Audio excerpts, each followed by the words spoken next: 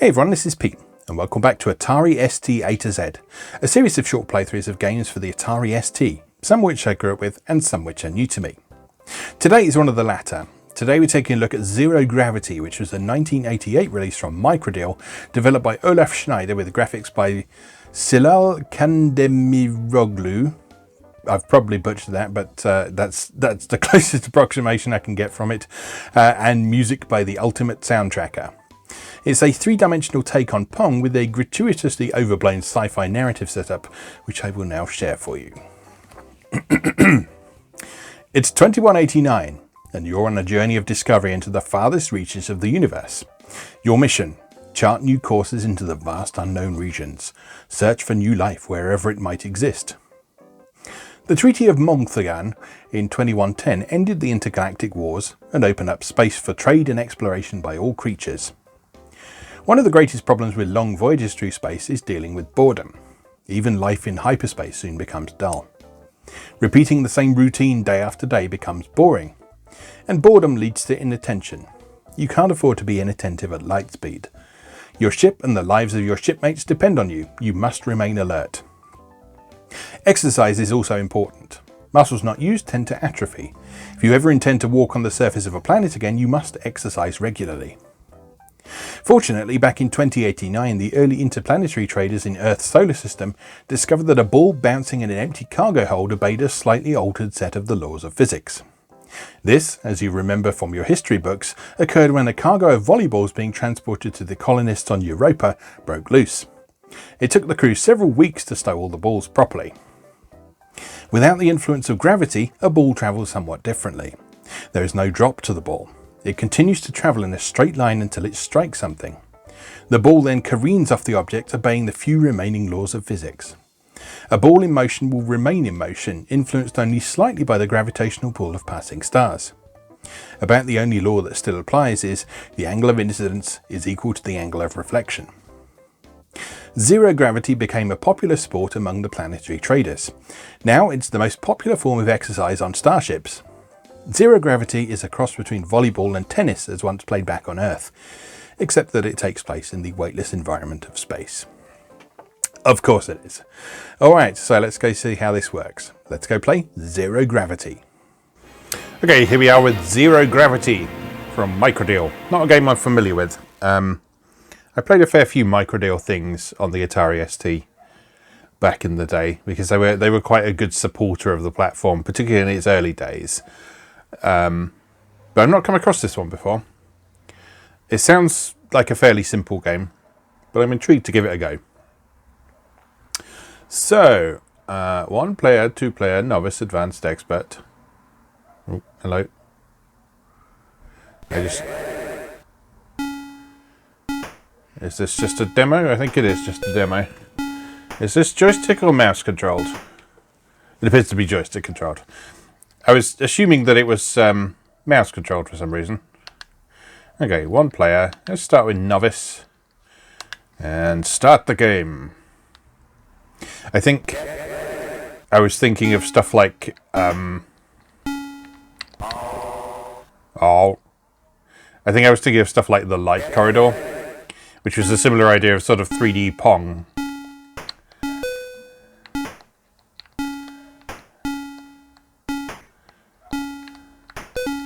But that was mouse controlled.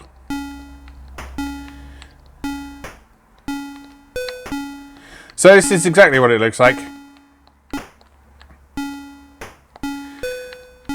You bounce the ball back and forth.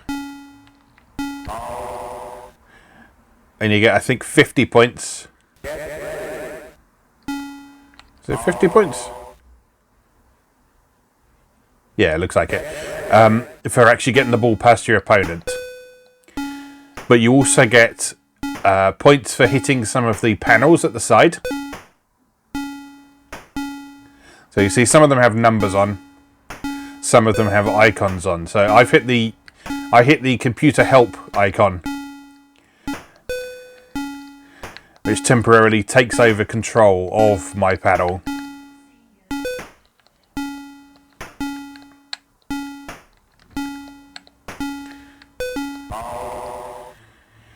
And you'll see that I'm getting points for hitting a bunch of the things at the side as well. So you can obtain some pretty high scores just from hitting the stuff at the side.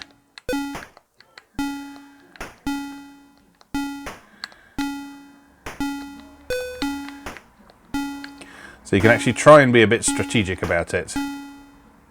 Or you get 1 point for just hitting the ball as well. So if you can keep a long rally going, then that will help you build up some points as well. Although, if you do that at the same time, your opponent's also getting points as well. So you need to bear that in mind.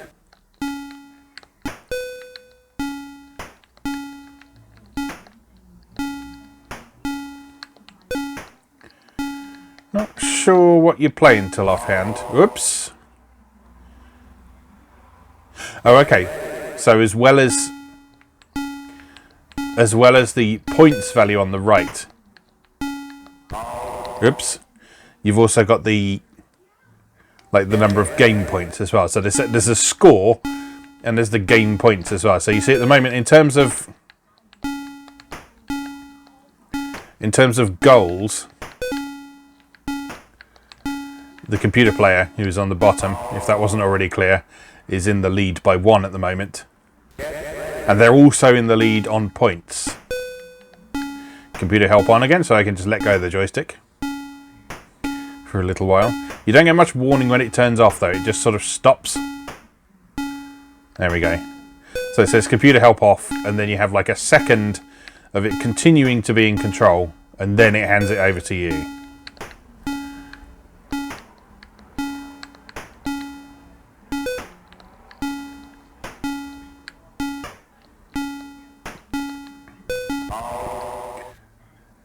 Oh, we're gaining. Oh, we've overtaken. Not sure what you're playing till. Minus 20 points for the computer.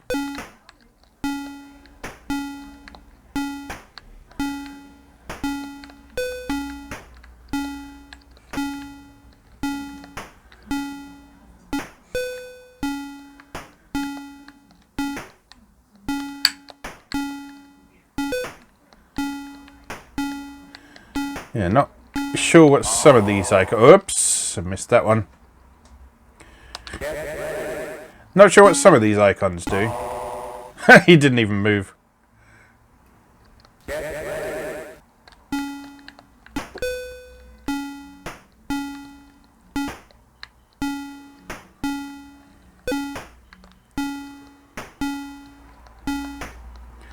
Okay, we're dead even in terms of goals at the minute. He is very slightly ahead in terms of points.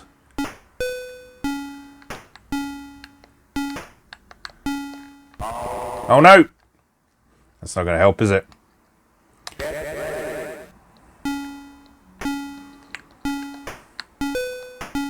Increase... Oh no! Increase speed. We don't like that. This is surprisingly fun. I mean, obviously it's very, very simple. Minus 1 goal.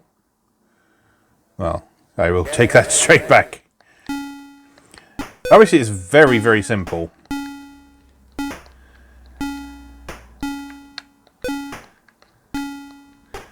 And one might argue that the ST is maybe capable of better, but this is not a terrible game. It's got enough extra bits to it to make it a little bit more interesting. The 3D component is actually used in a meaningful way with those panels at the side.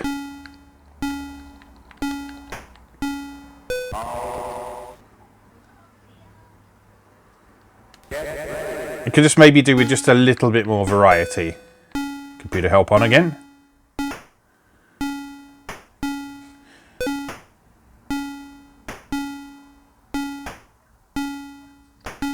And computer help off again.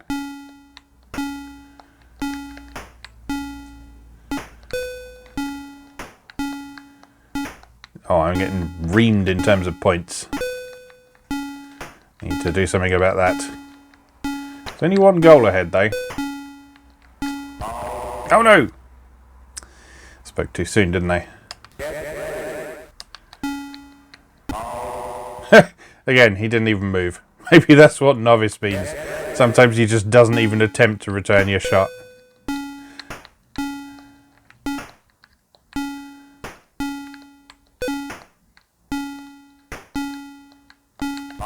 Oh no! Oh, so you played to 10 goals. Okay. You are the loser. You are the winner. So you played 10 goals, and then presumably the points are relevant as well.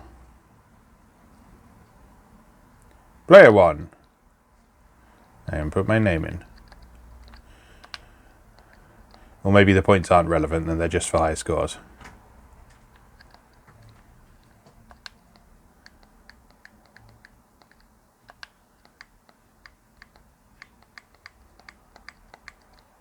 How do I finish that? With the OK icon. There we go. Alright. High score of 625. So maybe I shouldn't be paying any attention to the points at all and I should just be trying to win. Okay, well let's have another go on novice mode.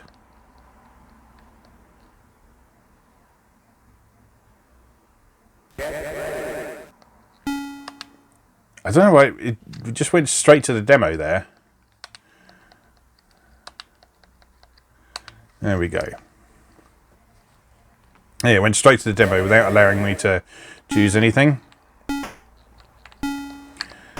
And then it defaulted back to 2 players in advanced difficulty.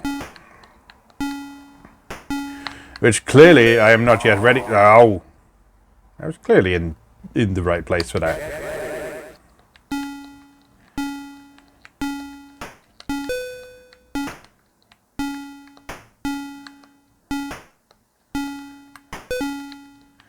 Computer help on. Alright.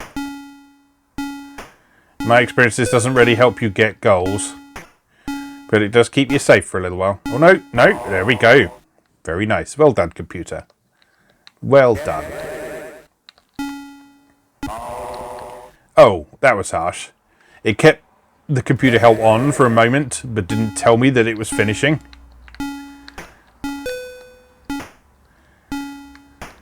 Because the get ready message was there instead.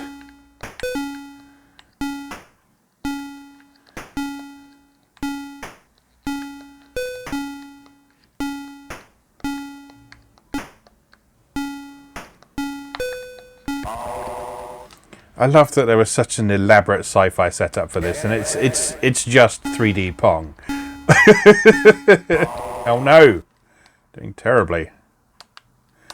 Right. Concentrate. You will get no second chances. Nice. You will, because you can just play again, but you know.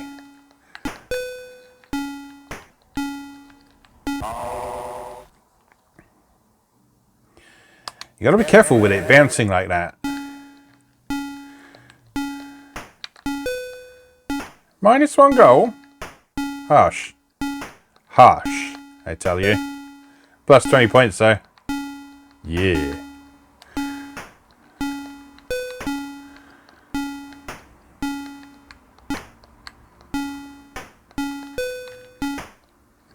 Come on, get it past him. There it goes. Nice. We're catching up. Slowly. Slowly. Very slowly. Computer help on.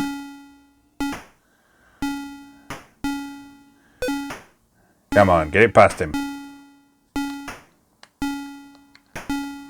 Oh, while computer help's on, you can actually nudge the paddle slightly in each direction. So I guess in theory, by using that, you can apply a bit of spin to it.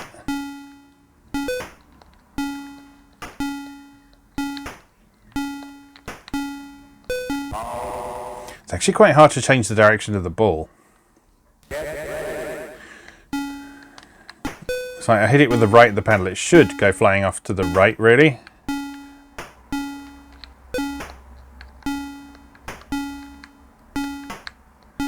But it feels a bit more like it's on an almost sort of set bounce pattern.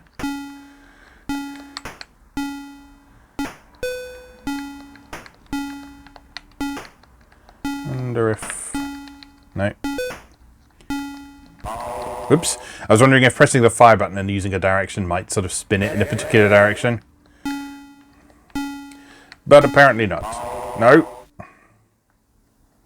Oh, come on now. This is ridiculous. This is the easiest difficulty level. There we go. I'll take it. It's a free shot. It was a pity goal, but I'll take it.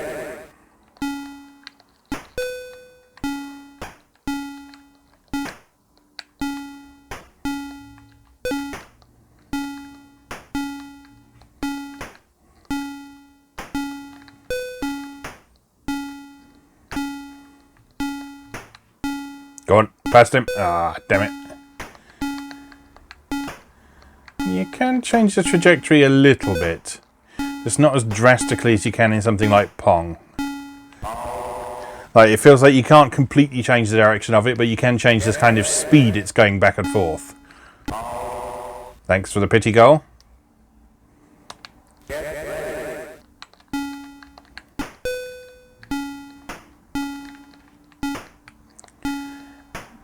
Alright, a sampled sound. That's good. Sort of provides a nice feeling that you're playing this in a large room, like a docking bay, which is conceptually supposedly what we're doing.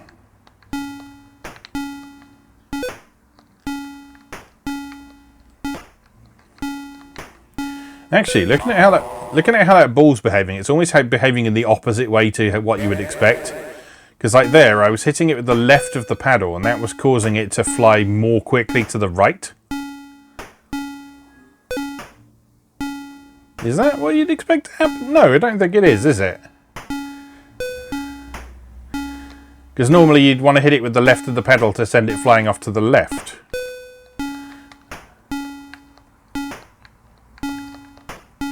So yeah, I think the physics are a bit wonky in this. Although, to be fair to them, as part of that ridiculous narrative setup, they did say that not many of the standard laws of physics apply when you're playing zero gravity, whatever this is.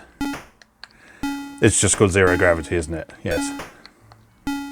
Yes, so to be fair to them, the laws of physics do not apply in the normal way.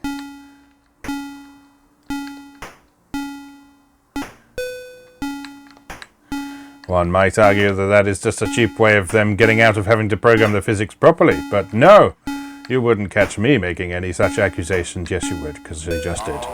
There we go. Now we're catching up. We're ahead on points, at least. Not that that means anything, apparently, but... Oh, bollocks. I won on points. That's the important thing, and I'm sticking to it. Right. Okay, well, I think we've seen most of the things that this game has to offer, I think. So the only thing really left to do is just see what difference the higher difficulty level makes. Which I suspect I will get destroyed even more quickly since I can't beat the easiest difficulty level. But we'll give it a go. We'll give it a go. I got a better score that time, at least. Right. You're going to go straight to the demo again and not let me pick anything from the menu?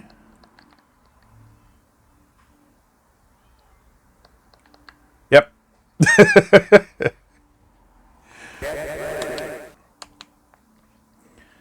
Right. One player. Expert. Watch this.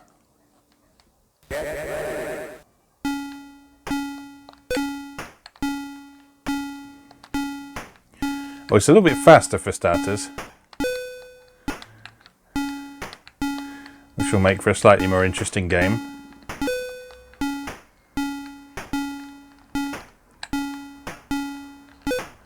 Although at least the computer opponent isn't moving any faster. Oh, it accelerates as well.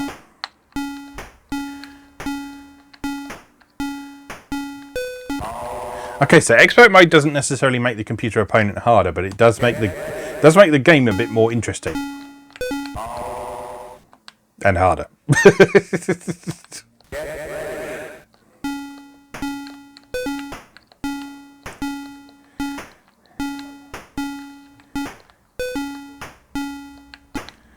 I also suspect we won't be getting any pity goals in this mode either.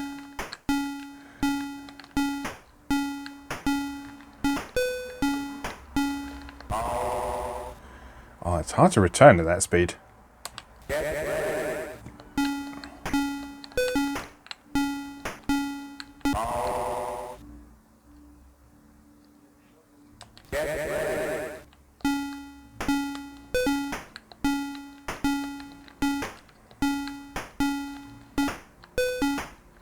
Increase speed? No thank you.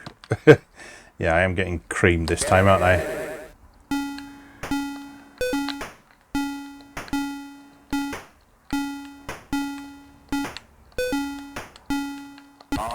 Oh. Come on, just one goal. I'll be happy with one goal.